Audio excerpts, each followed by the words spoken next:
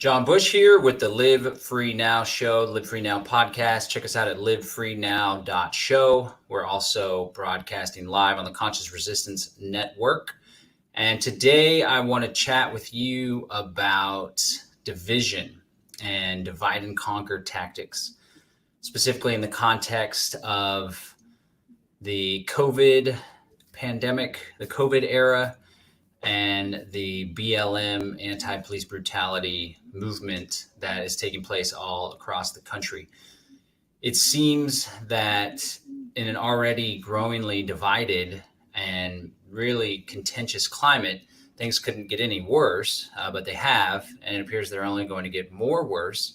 I want to talk about how people being divided and pitted against one another plays into the hands of the enemies of liberty, of people that are in power. And I want to encourage people to have compassion for our fellow human beings. And like the good book, 7 Habits of Highly Effective People says, one of the highly effective habits is to seek first to understand, then to be understood. I feel like so many people are not willing to see things from someone else's perspective and are content to just turn against their fellow human beings. So, it's bad news bears. I also want to talk about how it appears more and more increasingly people are set in their ways so much that discourse and back and forth communication where one party listens and is receptive to what another party has to say, and then they exchange ideas. And when one person's views are challenged, they think about it with an open mind. That seems to just completely have gone away and disappeared. And now everyone is so set in their ways that they're not willing to understand other points of view. They're not willing to look other ways. And I think that a lot of this is just in people's human nature, but I think this human nature is being exploited in large part because everyone is so afraid and so scared, rather than, having an open heart and embracing one another and understanding that we're all in this struggle together. We're all on this earth together. We're all humans after all. People are like backing into a corner and like there's this factionalism that's taking place. So we want to break all that down and offer some kind words on some alternatives. I'm also going to be taking your comments. See, Emilio Cronus is there, my friend, and we're going to have a conversation. So one of the big things that's been going on is the BLM protests and this big protest movement that has spiked in response to the murder of George Floyd. And here we have one group of people that were already fed up with police brutality, that were already fed up with African Americans being targeted, marginalized communities being targeted. And then this murder took place, filmed on video, of a man being choked with a cop putting his knee on his neck. If you haven't watched the video yet, I'm sure most people have. It's pretty difficult to watch and just sit there and watch someone die. And so this group emerged and got out in the streets and protest. There already was Black Lives Matter organizations and a movement that sprung up after, what was it, Georgia? What city was it? Way back in the day. And then all this other police brutality stuff that pops up. This movement was already there, right? And then you have another group of people. So this all springs up. And then you have people that react and that say, oh no, this is George Soros. This isn't genuine. All lives matter. There's a disparity. More African Americans are involved in crime, and that's why there's more police brutality with African Americans. So everyone is just so into a camp, right? And everyone just so desperately wants to apply their worldview onto all the circumstances. And just to break something down, like, I've been a police accountability activist for quite some time. I guess I've been kind of dormant, haven't focused a lot on police accountability, but several years ago, I helped to found the Peaceful Streets Project. We put on Know Your Rights trainings. We invited Bobby Seale, the co-founder of the Black Panther Party, this guy Radley Balco, big writer on police accountability issues. And we had this great big conference. We gave out video cameras to folks in low-income neighborhoods so they could film the police. Before that, I was a big thorn in Art Aceveto's side at APD. So I've always been aware and I've been conscious of the fact that there is a disparity and that African Americans and folks in low-income neighborhoods are targeted, right? I've also been aware that the very genesis of municipal police departments is rooted in racism. The municipal police departments came about in order to keep the newly freed slaves in check, right? That's the actual root. And I do believe that there is systemic racism in many of these police departments. Even in the city of Austin, where I live, they were exposed for all sorts of stuff, using the N-word and within the ranks of the police department, not just talking about suspects and civilians, even though cops are civilians too, but within the ranks, using the N-word against one another. So that's there, that's happening. And then this movement gets wings underneath it again, momentum underneath it again. And there's a group of people that are just quick to say, well, that's all George Soros. That's all communism. That's all Antifa. And I want to point out that the entire movement as a whole isn't anti-fascist activists that are willing to engage in violence in order to silence what they see as fascism. The movement as a whole isn't all Marxist communist, right? Even though the entity Black Lives Matter and the founders of that organization have Marxist tendencies and have publicly announced that they have a Marxist plan, right? But there's more than just an organization that's getting involved here. There's people that I've known for over a decade that are involved in the Austin movement, right? And they're not Marxist or communist, but everyone's quick to just pull into their parties, right? And then at the same time, someone that's saying all lives matter maybe is confused or maybe feels with the whole white privilege thing, which I'm not going to get into. That could be a whole nother video. I don't like the whole concept of white privilege. I don't think it's a privilege to not be oppressed, right? I would say that there are certain groups that may have advantages over other groups because of disparities and all sorts of stuff that's taking place. But everyone's quick to say, oh, you don't support us. Well, then maybe you're part of a white nationalist movement. Or there was this dichotomy between the Antifa extremists on the left and the Boogaloo movement on the right, and the militia types, and these guys are all white nationalists, when nothing could be further from the truth. So there's such a tendency towards groupthink. So I want to encourage people to first try to see the humanity in one another before you start throwing labels: communist, Antifa, racist, white nationalist, right? And seek to understand before being understood. And one of the big things when it comes to racism and African Americans, for example, is it wasn't that long ago in the history of this country, 50, 60 years, that African Americans didn't even have a right to vote and participate in the government. The civil rights marches weren't that long ago. Desegregation in schools wasn't that long ago. All the pictures that you see and the videos that you see of the sit-ins where folks, the white people in the neighborhood, the racists, would go pour milk and stuff on the heads of the black folk that were sitting in trying to do a peaceful protest. That wasn't that long ago. It was only a couple generations. And then you just go several generations back, and it wasn't that long ago in the nation's history where black people were literally owned by other folks. So there's a reason why when people see a black person's neck, a knee on the neck of a black person, they get outraged, right? And so I would encourage people, before you just go saying, well, that's George Soros, there can't possibly be any authentic movement that was created here.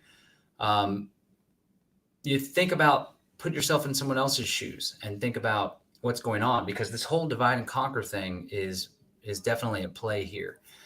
And there's a lot of folks that follow Q, and they think that the deep state is behind every single thing, and every single activist is being paid or funded by George Soros, and every single person that attends a Black Lives Matter rally, a police brutality rally, is somehow anti-fascist or whatever. But that's just not the case. And now we see a big problem taking place because everyone is so divided. We now have a large group of people that I coalesce with, that I've done activism, been an activist since 2002. And my activism started with 9/11 Truth activism. So I was really quick when the Department of Homeland Security was founded just a few years later to know that this is just one more step towards the centralization of power with a more authoritarian government. And I did a lot of activism and research with the mother of my kiddos, Catherine Bleich. We went around the country visiting fusion centers, which are these Department of Homeland Security institutions that merge the local, state, and federal law enforcement information gathering and intelligence sharing practices. And these buildings, there's like 9 of them in the state of Texas, all across the country. And they put out these reports and they surveil people and they do social media analysis. And it's kind of like Minority Report, where they do this pre-crime analysis and see where trends are taking place, so on and so forth. But a lot of their activity wasn't just geared on crime or preventing terrorism. It was focused on activism. And early on, the big focus was right-wing extremism. And there was a lot of activity and reports that were put out during the Obama administration focused on the right-wingers, right-wing extremism. Let me show just a quick video here, or a little, here's one of them. This was a big one that everyone noticed and that people took notice of. This was from 2009, right-wing extremism, current economic and political climate fueling resurgence in radicalization and recruitment. And so there's a bunch of people that I would do activism with that were well aware that the Department of Homeland Security is essentially this Gestapo police state apparatus that is furthering the authoritarianism, the centralization of power, in bed, an instrument, a tool of the deep state, or as we used to call it, the shadow government. And they were opposed to it and wanted to see it dismantled, disbanded, defunded, eliminated as a federal institution. And of course, we were all opposed to the Transportation Security Administration, the TSA pat downs, and we protested and rallied, and that's underneath the Department of Homeland Security. But now these very people that were so concerned with the growing power of the federal government, this very group is now in support of this and seems to have no problem whatsoever with Department of Homeland Security agents being sent out to cities, doing snatch and grabs, putting people in unmarked vans. The police aren't identified what organization they're a part of. There's no badge numbers. They're not merely targeting people that are throwing bricks through windows or lighting fires at federal buildings, nor are they merely protecting federal buildings. They are going out and about in the city and policing the local citizenry and the local protesters. Now, I'm not a one-sided kind of guy. I will note that there is rioting going on. There are buildings that are being burnt down. There are attacks on federal buildings, right? But what I want to point out is this group of people that used to be just 5, 10, 15 years ago, wholeheartedly opposed to the use of Department of Homeland Security agents, federal agents, to the fusion centers, to all of this power being consolidated with the federal government, with the office of the presidency and the executive. They were opposed to that. But whenever their political enemies or their political counterparts, what they see as communists or Antifa, is being targeted by this very institution, all of a sudden they are in support of it. And I just want to point out that this is how the divide and conquer tactic works here. There's people that aren't resting on their principles. I myself try to just stick to the principles through and through, no matter if it's a Republican or Democrat in office, no matter if it's a right-wing militia type or a left-wing Marxist BLM activist that's out protesting. No matter what, I don't think it's a good idea for federal paramilitary forces to be sent to local communities to police the citizenry through snatch and grabs, right? But people have abandoned their principles and become caught in a reactionary paradigm whereby their preferences, their position, their strategy, their desires aren't necessarily determined by their own course or their own destiny. Rather, what they support, what they favor, is determined in reaction to what's taking place. And so this very same group of people, the Q folks, Trump supporters, a lot of right-wingers, a lot of libertarians included, they rightly point out that there's divide and conquer going on, that there's an agenda at play, right? And I even think that there is a communist agenda at play. The communist agenda has been at play for quite some time. They just switched over to like a Fabian socialism, gradualism, rather than in your face form of violence and coercion, right? And they've been rather successful. The United States government has several planks of the Communist Manifesto, the graduated income tax, the central bank, properties increasingly being taken away, right? But that dividing, they're missing the point that the Trump movement and this angst amongst people that are genuinely conservative is the other part at play. So you have the left-wing communist radical folks that are in Congress now, and BLM and Marxism, and then you have this right wing that is now becoming increasingly fascist and supporting fascist-like tactics. The snatch and grab tactic and putting people and whisking them away in unmarked cars is both a communist tactic, sending people to the gulags, and a fascist tactic, sending political dissidents to the concentration camp, you see? And because people aren't capable of taking a step back and examining things from a place of principles, from not a place of reaction, we see that the left is becoming increasingly violent and extreme, and the right is becoming increasingly violent and extreme. And both of these extremes are becoming more accepting of extreme tactics like snatch and grab, like burning cities down, right? Early on, I was aware of this left-right, this false left-right paradigm, this false left-right divide. But it used to be the Democrats and Republicans, and they were butting heads in a political arena. But more and more, increasingly, it's the extreme. So you have the moderate left and right here participating in the political channels. Then you have the extreme left and right in the form of Antifa, Marxist radicals, right? And then you have the extreme right in the form of Boogaloo, militia movement types. And these extremes aren't just engaging in rhetoric anymore. There is action taking place. And if you can pull back and see things, this is what's happened all throughout history. The communists grow in power and the nationalists don't like it. So the nationalists seek to take out the communists seek to take out the nationalists. And meanwhile, we anarchists are like, oh man, what do we do? Maybe we should let them fight one another and pull back a little bit. But it's not good. And so I want to encourage people, before you just buy up into all these camps of left and right and all these factions, try to just come from a place of humanity first. Try to understand the other party. Try to understand the position that's taking place. Not everyone, I mean, at the end of the day, it seems like there is a large group like the Trump faction and the nationalists and the semi-fascists and the actual fascists. Now we have this whole, like the Charlottesville rally that took place, Unite the Right, this alt-right phenomenon. That's genuine fascism. It does appear that they do want to take over the entire country and to put forward their vision for America, like a white America. And it does appear that there are people in the left faction that want to exploit this George Floyd movement, this protest movement, in order to sow discord, destruction, division, chaos, so it makes it easier to roll in the communist agenda. So I don't know, man. The one solution that I always like to propose is what we call freedom cells.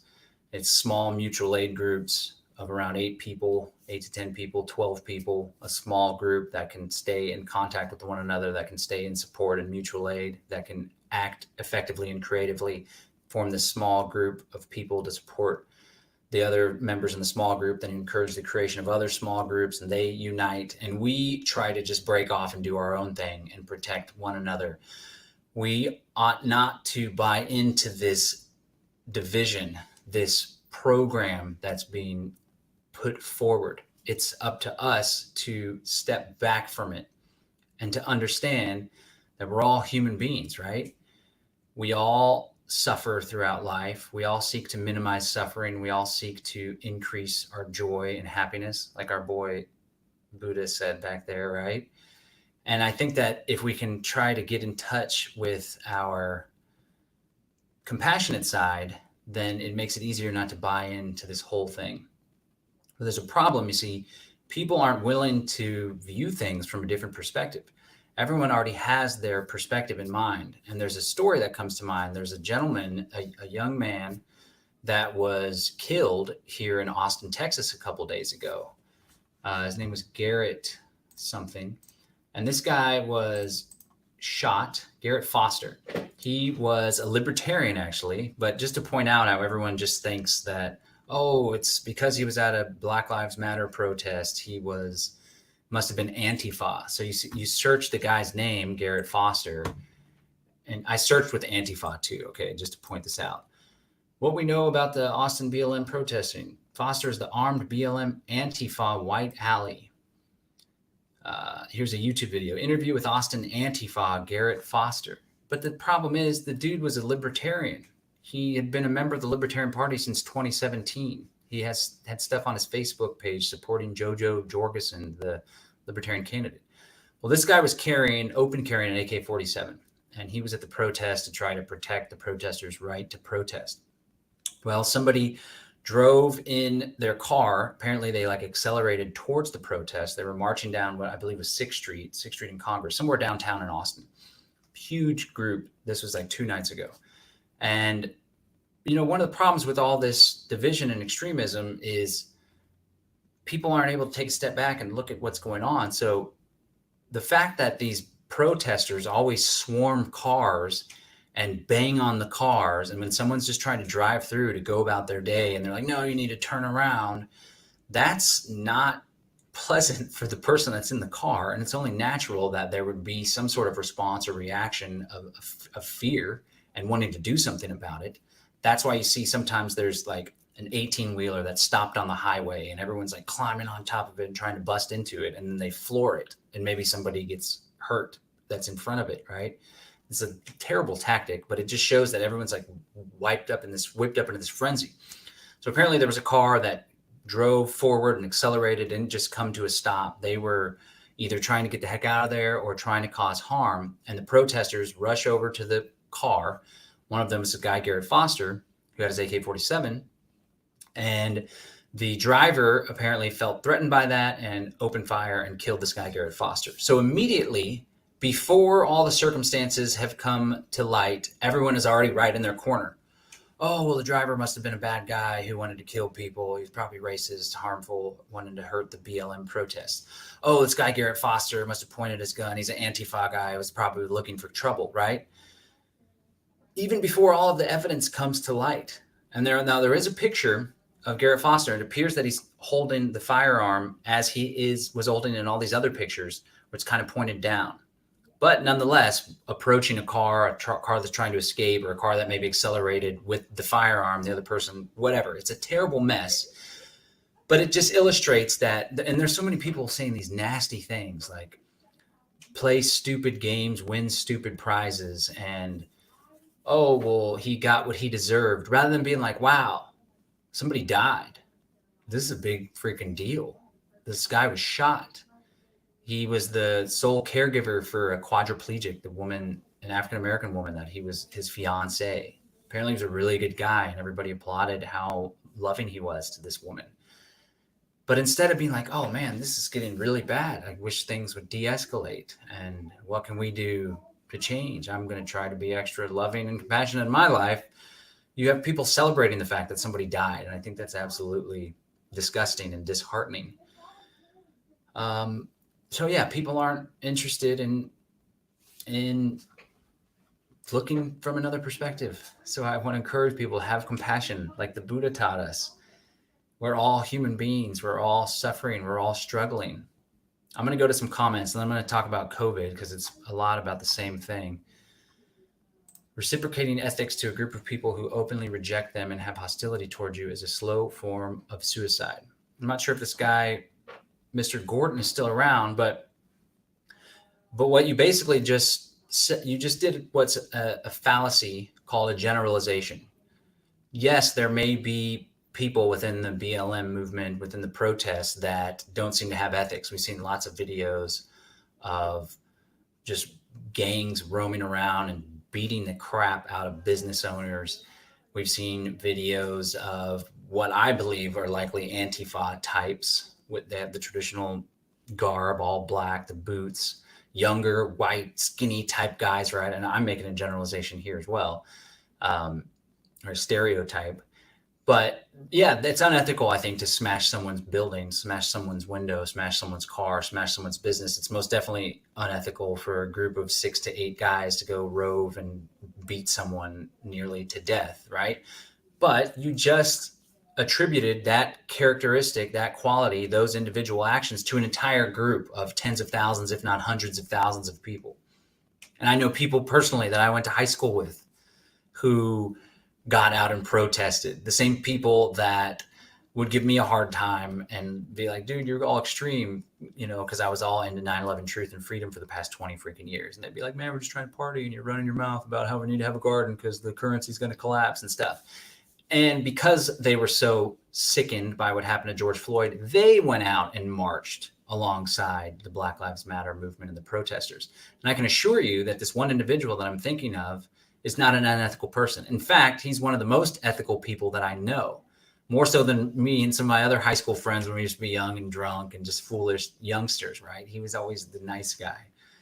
So you see what you're doing there is you're taking away individuality and you're engaging in collectivist groupthink. And so regardless, even at the same day, back to our buddy, the Buddha talked about loving your enemies. Jesus Christ talked about this as well. And this guy, Jace, is just demonstrating the very thing that I'm talking about here. So I encourage you, Jace, to get out of the groupthink, the group mentality, to challenge your own beliefs, to see the humanity in people rather than just saying BLM equals Marxist, unethical, bad, other. BLM equals other. They're not me and my Trump people or my Q people. Therefore, they are bad. It's not good. William Paul Parker points out, yeah, Ferguson was what I was talking about earlier. And that was Missouri, actually. That's where the BLM movement sprung out. And, at the end of the day, I don't want to discount the fact that there are shadowy forces. There is a conspiracy. There does appear to be money coming from George Soros that has funded the Black Lives Matter movement. There does appear George Soros gave money to a nonprofit that then gave money to this Stop Fascism Now, some similar name, organization, right, that does have a lot of Antifa roots and engages in Antifa tactics. That's all taking place, but that doesn't mean that every single person marching out against the police brutality, against the George Floyd stuff, is Antifa, is Soros funded, is communist, is unethical. Hard to oppose them when they are picking up fascists. I guess this guy's trying to make the point that Antifa is actually fascist, and it's hard to oppose that. I think that we ought to oppose federal paramilitary forces being sent to cities, no matter who the target is. This is something that the local or state government should take care of. And if the local government isn't doing it, or if they're part of this agenda as well, then people need to get the hell out of that city because it seems like it's gone to hell in a handbasket. But the answer is never the central government coming through. Big difference. No Marxists in Congress. Plenty of nationalists there, though. They tried to brand Bernie as some kind of communist, which is absurd. Well, I would argue that if there are a lot of people in Congress that share Karl Marx's views on private property and taxation and supporting the working class and seeing the business owner and the capitalist as enemies, AOC comes to mind. So does Bernie Sanders, a Democratic Socialist. A lot of that stuff has roots in the Marxist philosophy.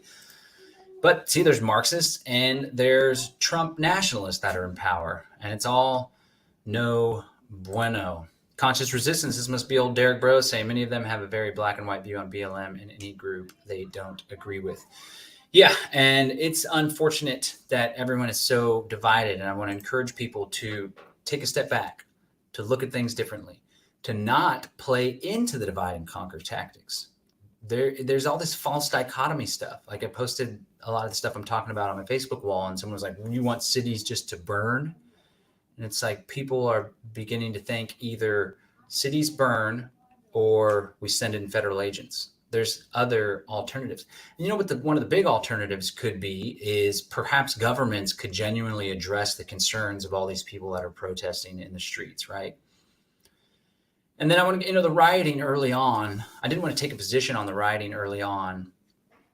Obviously, I'm a libertarian. I'm a private property guy. I oppose the destruction of other people's property.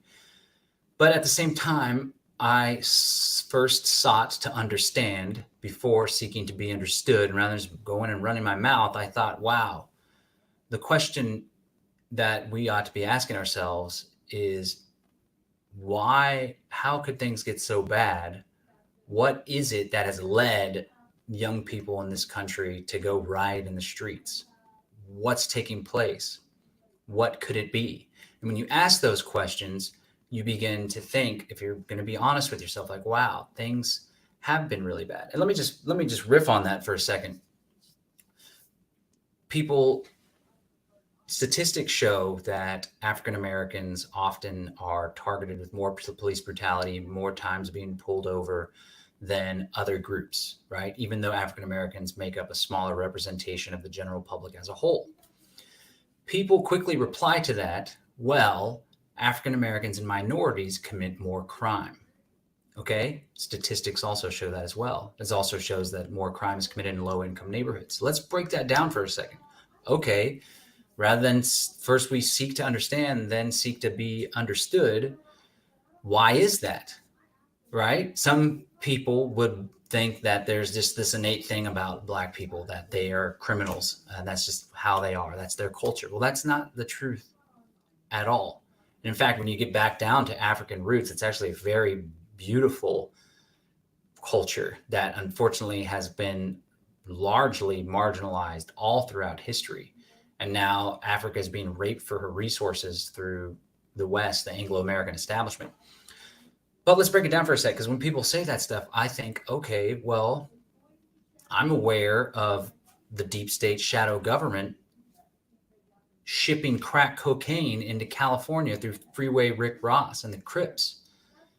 When they were doing the Nicaragua Contra scandal, they were shipping in crack and cocaine.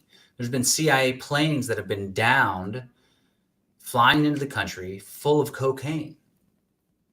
Okay. Also, shortly along that time, the Tavistock Institute, which is like this shadowy group that manipulates and social engineers through media and public influence, they were really priming up the whole gangster rap phenomenon, which is like all about bitches and hoes and big cars and gang banging and stealing and thieving, right? Also, throughout this time, in large part, due to this crack epidemic that was taking place and Joe Biden's crime bill, right? Black youth were losing their fathers because the fathers were caught in this paradigm where they would deal drugs, get involved in crime, so on and so forth. And a lot of it also had to do with limited opportunity because they were just a couple decades ago. I'm talking about the 80s and 90s when all this was taking place, but a couple decades ago, there was still segregation. There was still hardcore in your face racism, not shadow indirect racism, hardcore in your face racism. So an entire generations missed out on the opportunity that other races had to succeed in this country. Somebody put it recently, like Caucasian folk in this country from Europe that came voluntarily. I'm not going to discount that there's Irish and all sorts of people with lighter colored skin that have been slaves as well throughout history. Really, humans are so nasty to each other. But the European folk who came to this country voluntarily, seeking better opportunities, seeking religious freedom, they've had 2 centuries plus to establish themselves economically and financially. African Americans have had but 60 years to establish themselves. That means there's limited opportunity. And then when you have the CIA ship in crack cocaine and create this crack epidemic in the 80s and 90s in California and spreading all across urban areas throughout the country, there was a lot of African Americans that went after that opportunity to do the drug game. And a lot of those African Americans got put in prison. Fast forward, you have a lot of younger African Americans whose fathers and parents are locked up behind bars and they grow up without that father influence. And so also add the fact that, as we spoke of before, the municipal police departments are rooted in racism, and the institution in and of itself is inherently racist. And then you have the drug war, which targets the crack and the cocaine and the drugs that are just exacerbating the entire problem. And so when someone says, well, the reason why there's more black people being brutalized by police and killed by police is because black people commit more crime, you don't just stop there. You say, well, what is that all about? And you see that there's an entire history of all sorts of problems in this country. And so, again, I'm going to go back to seek first to understand before you seek to be understood. And if you can think about things from a place of objectivity rather than trying to apply your worldview or what you believe to be the truth upon the circumstances, then you just might be surprised that there's more than meets the eye, right? All right, let's see what some other folks are saying. Thank you, everyone, for tuning in. Again, this is John Bush. I want to invite you to check out my podcast feed at livefreenow.show. You can subscribe to my YouTube channel. If you haven't subscribed to the Conscious Resistance Network. There's a lot of comments coming in, so I want to, all right, everybody's popping off now. This is great stuff. No more Freemasons. It's more than, like there is an agenda and there is a conspiracy at play, but that for everyone just to be like, oh, it's the Freemasons, oh, it's the conspiracy, that takes away the power that we have as human beings in order to shape reality, in order to shape the course of history. So to hell with the Freemasons, to hell with George Soros. These people aren't omnipotent. And when you prescribe omnipotence to them, then you take away your power. That's a problem I had with Alex Jones early on. I used to be an Alex Jones follower. In fact, he was who exposed me to 9/11 Road to Tyranny and opened my eyes and brought me down this path. And I realized, like, wow, this guy's really just blowing up this New World Order thing and making it as though the New World Order is responsible for everything. Same thing with everyone these days, like, oh, BLM, it's George Soros. He's so powerful. He's funding all these activists. Like, wow. And then people are like, where's my check? I was even accused of being funded by George Soros, me and Antonio Beeler, I guess, because we were just into police accountability. So, oh, here's old Gary Conisberg, the Garco factor. How about helping people focus on what we have in common and on more noble traits of humanity? How can we do that? Or is it too late? Well, it's never too late. And you raise a great point, because we do have more in common than we do have apart. For example, we don't all have two arms, but 2 arms, 2 eyes, breathe. And one of the things I always go back to is we all, human beings, try to minimize suffering and maximize happiness. And that's really what it's all about. We just get caught up in this rat race, and there's so many evil, diabolical people out there that sometimes it's hard. And then when the people themselves, and I like to, differentiate the ruling class, the puppeteers, the social engineers from the people, the masses, because a lot of these people are being hardcore manipulated. And what makes it really easy for these puppet string pullers, and for you Q folks and for you Trump folks out there, you recognize this, but you're playing into the divide and conquer, which makes it easier for these people to control everyone when they hate one another, when they're all afraid all the time. But when you stand in your power and when you help your fellow human beings, like we see taking place in Portland. So here's a reaction that took place. Trump set in federal paramilitary DHS agents, to the protesters and the rioters, right? Protesters and rioters. They're not all rioters. They're not all Marxists. They're not all Antifa. And they started doing snatch and grabs. Well, then a bunch of teachers showed up, a bunch of moms showed up, then a bunch of veterans showed up, right? Those veterans who swore to uphold the Constitution and protect it from enemies, foreign and domestic, many of them were probably conservatives. They showed up because they put their differences aside. They accept that maybe some of the goals of the Black Lives Matter organization are left-leaning, but they wanted to protect people's right to protest, which is really important to a lot of people. All right. Try to teach this audience, John. I'm trying hard, but you can only say so much. It's up to the listener to shake that, just shake it off. Everyone's been so programmed, myself included, everybody. And everyone's just backed onto these sides so far to the extreme. They're not even willing to just take a step back and just examine things from up here rather than just deep inside your head. Nick Reed, what advice do you have for people who are scared? Well, for people that are scared, I would encourage people to take a step back and to breathe, to focus on the present moment when more often than not, things are doing great. And I would encourage people that there are strength in numbers. So form groups, mutual aid groups, freedomcells.org, be with your community. There's crazy stuff that's taking place. But it doesn't have to be crazy in our head and our mind and in our personal world, right? But because the crazy gets spread all around, I think that it's important for people to be prepared, not to be reactionary, not to go march against this or to go agitate against that, but to be prepared. Firearms ownership, food storage, linking up with your fellow community members in order to support one another. And for people that are scared, it's like all about what you focus on. So if you're focusing on the news and all the COVID stuff, I may not even talk about COVID actually, because seems to be going pretty well and we're getting pretty high on time now.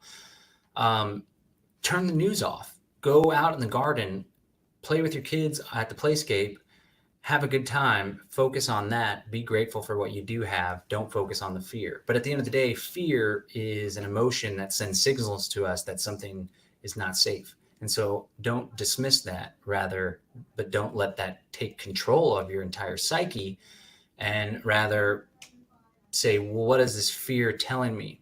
Oh, I'm afraid that there's all these protests taking place and there's riots taking place, and I live on the outskirts of Portland. Okay, maybe I need to do something about that. Maybe I should go somewhere. Maybe we should take that vacation. Maybe I should buy a firearm. Maybe I should not go downtown, so on and so forth. Many of them have a very black and white view on BLM. This is true. Omari Jamal says the establishment always tries to infiltrate groups and use them to their own ends. That doesn't mean the entire movement has been co-opted. This is so very true. And this is something that a lot of people that are now totally supporting the Department of Homeland Security are aware of. In fact, the Department of Homeland Security sends people to infiltrate. They utilize the Fusion Center apparatus in order to do so. It's just a classic move. Remember early on in Minneapolis, everyone saw the AutoZone guy, like this big, strong white dude with like military style boots was smashing the windows of the AutoZone. And people were like, hey man, what are you doing? What are you doing? I think that's really obvious that was some sort of agitator, whether he works for George Soros or the local police department or whatever, the FBI. And they just wanted to shift the focus away from justice and accountability and good people protesting on the streets to see now what's happening. It's rioting. Oh, it's a mess. I was happy to see libertarian marching along BLM protesters. Not everyone highlights the people coming together. Yes, people are coming together. Things are going good, and we should focus on the positive for sure. I'm not going to be mad at people focusing on the federal buildings better than small business and private homes. This is true, but at the end of the day, destruction isn't a good tactic. If we want to achieve our goals, we need to build up. We need to create. We need to criticize through creation, not by tearing things down and destroying. The institutions, if they're built on violence and coercion and lies and deceit, oftentimes they collapse of their own accord. All right, I want to thank everyone for checking me out. I'm going to do a little recap here and make sure the point has gotten through. What did somebody said something about Africa here? Again, the idea is that we ought to step out of our heads. We ought to focus on our humanity. We ought to focus on our brotherhood, what we have in common. We ought to seek to understand where other people are coming from. Let me just hit the COVID stuff too. The same phenomenon is taking place in the COVID world, where everyone is just off to these extremes where, oh, the virus is going to kill us. People that don't want to wear masks are selfish, terrible, terrible people. I can't wait for the vaccine to come out. We need to lock down more, so on and so forth. And, oh, it's just taking away our freedom. And the people that wear masks are sheep. And COVID is a hoax. We don't need to be worried at all. So there's a place here in the middle where I wish we could all come to and jam and jive in that area. I want to encourage people also that name calling doesn't help anybody. So I know that there's people calling the people that wear masks sheep, and then there's people that are calling those that question the official narrative COVIDiots. Although some people that question the official narrative call the people that agree with the official narrative COVIDiots. So I don't know which term that group is supposed to be attributed to, but like, why you got to call names? I don't know what people's goal is to post on Facebook, but when I post, I'm trying to encourage people to see things differently. I'm trying to persuade people. I'm also trying to sow doubt in government, oftentimes when I post. But like, if you're trying to make a statement. I don't know if people are just venting or it feels good to put themselves up higher, like they're all smart and stuff and they're free and the other people are sheep and enslaved, but it doesn't help anyone. I just want to point out that our perception truly is reality, and that phenomenon we can leverage that in order to create a life that we love, or that can be leveraged through our subconscious and keep us on this path whereby we aren't examining the world objectively. Rather, we are carrying out a program, a predisposition. And whether that predisposition came from internal areas, or whether it came from our parents, or whether it came from our favorite media pundit, it's important for us to think outside the box. And I just want to, show an example here. So a little while back, the CDC came out, and this is something I've been saying for quite some time. The CDC came out and said antibody tests show COVID rates are 10 times higher. This is just a demonstration. So you see that headline, and because someone is stuck in their view, and because they have a worldview and their perception is reality. So one group of people, the people that are all concerned with COVID and think it's the worst thing that's ever happened and we need to lock down and take people's freedom away, they say, oh my God, there's 10 times more people that have COVID. This is really bad. Same headline, different perception. Wow, 10 times more people having COVID means that the virus is less lethal because more people have it. So when you determine the infection mortality rate, it actually is lower. Maybe it's a little bit closer to that of a seasonal flu. Maybe it's not 4 to 5%. Maybe it's 0.2 to 0.3%, like the CDC said also. I just want to demonstrate that it doesn't matter what news comes out, what evidence comes out. People are like, follow the science, right? One camp's like, follow the science, follow the science. I get my advice from a medical doctor, not from Donald Trump or whatever. And then you have these medical doctors that come out and do a press conference and they're like, well, hydroxychloroquine, we've actually been treating people with it. And we think that this pandemic would really not be so bad if we would just use this treatment of hydroxychloroquine. But because they're already stuck in their view over here, not interested in examining new evidence objectively, they're like, oh, those guys are frauds. That's acting. Who are they bought and paid for? That's just idiotic. Also, on the other side, perhaps a study comes out that shows that there are ways that masks prevent infection or this, that, or the other. And rather than being like, oh, maybe there is some benefit, I'm not into it. I would rather be free, or I would rather get the virus so we can get it over with and have herd immunity or whatever. But instead, it's just like, no, that's total fraud. That's total BS, so on and so forth. So, and I also want to encourage people to, again, seek first to understand, then be understood. If it's like, wow, that person really is concerned about the virus, they're very adamant about people wearing masks. What is it about them? Perhaps they care for an elderly parent or an elderly grandparent, and they are very scared of catching the virus, bringing it home, giving it to the elderly grandparent that has multiple pre-existing conditions, and them dying. Okay, so maybe we ought to honor that person, not talk shit to them in the least bit, and just respect that people have a different position. Conversely, wow, that guy's so selfish because he doesn't want to wear a mask. Maybe they put the mask on and they feel sick. Maybe they put the mask on in 95-degree weather. Their job has them outside a lot and they have difficulty breathing. Maybe they are concerned with their freedom. Maybe they value freedom higher than risk, right? So there's this Thomas Jefferson quote that you'd rather have dangerous liberty than peaceful servitude. There's a lot of people, myself included, that have that view where they have different values, right? We're not all the same human beings. We're all independent individuals with unique perspectives and unique views, unique risk assessments. So I wish that we could just honor that in one another. Of course, the big problem is when government comes along, it forces this top-down, one-size-fits-all view where it doesn't matter if you're willing to take a risk because you want to go on a vacation or you want to open that new storefront and you want to make sure everyone that comes is aware and everyone acts responsibly or whatever. It just forces one size fits all on everyone. That's problematic. All right, I'm gonna hit some comments and then I'm gonna wrap up. I want to thank everyone for tuning in, for checking us out. Subscribe to the Conscious Resistance Network if you haven't already. Subscribe to my personal YouTube channel if you'd like. Check us out at livefreenow.show.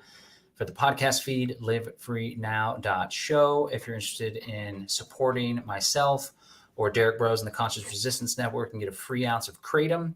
It is a plant medicine that people take for stress and anxiety, pain, relaxation, energy, focus. There's different varieties, green, white, and red. You can get a free ounce. Just pay $5 shipping and handling. Go to bros.freeouncekratom.com, bros.freeounceofkratom.com. Okay, ladies and gentlemen. All right, I just want to finish off by encouraging people to be objective, be compassionate, seek first to understand where other people are coming from, and then be understood. Then share your point of view. First, ask yourself why.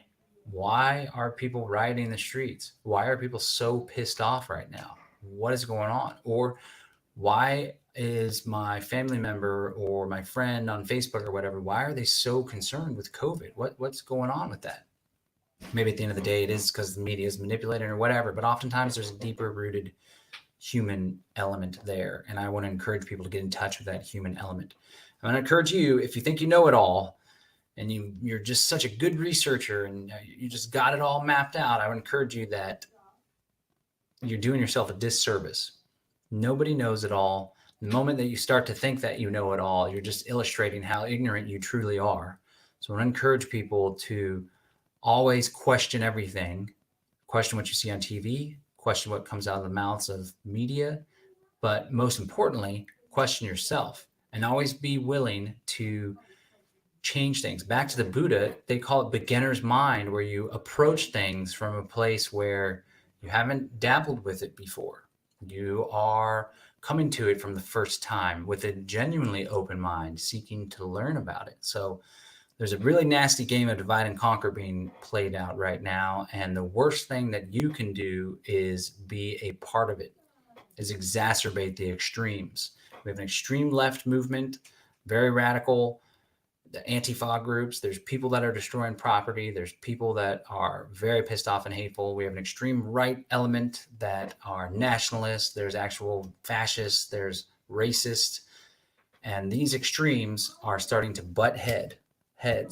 It's getting ugly. It's getting nasty. I want to encourage you to pull back.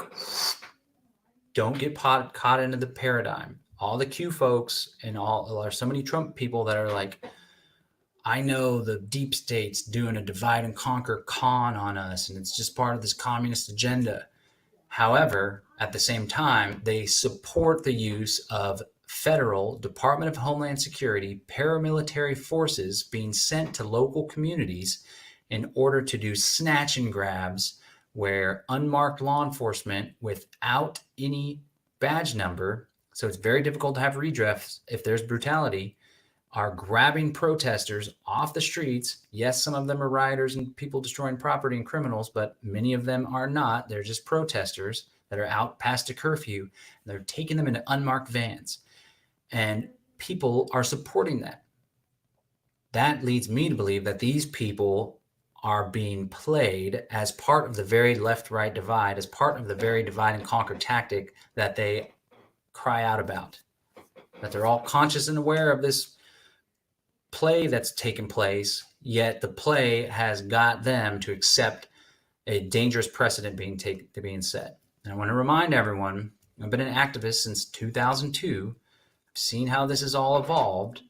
I saw the Department of Homeland Security and opposed it when it first came about. I think it was 2003 or 2005. It's like, oh, I see what they're doing here. This is some Gestapo stuff. We've seen this before.